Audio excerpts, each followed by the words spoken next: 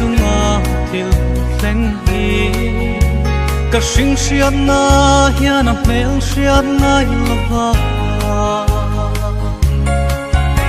tuna ero chuan ka lo hre thiam ve ta mang ngei na hmel lo ni lalwai rem ruat lo thil thleng re om lo ka chunga thil thleng mek te ne lam hian i hriat pui lo thil thleng pakhat ma om lo nangin ni en chuak ve sia ka lo me o min pangai tu lalpa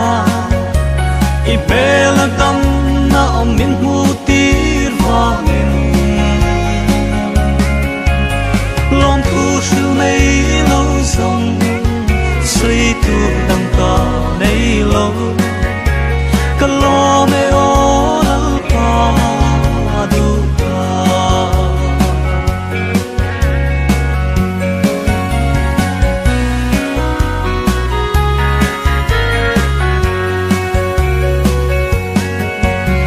kem na si pui shrangin shin aron noya hriat thiam na te tla chonga kom chang on rau thlai min hruai thri bei sei na nong min pe ka lo me o lalpa du ta ka lo me o min pangai tu lalpa i bela dam na om min hu tir wangin lom thu shil nei lo zong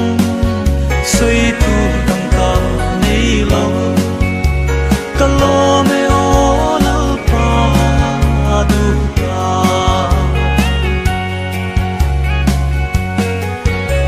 o ka hring hei hi min lo ria sak ram la henun churil temple atang nge hianin pane na in polin dam na kan puang se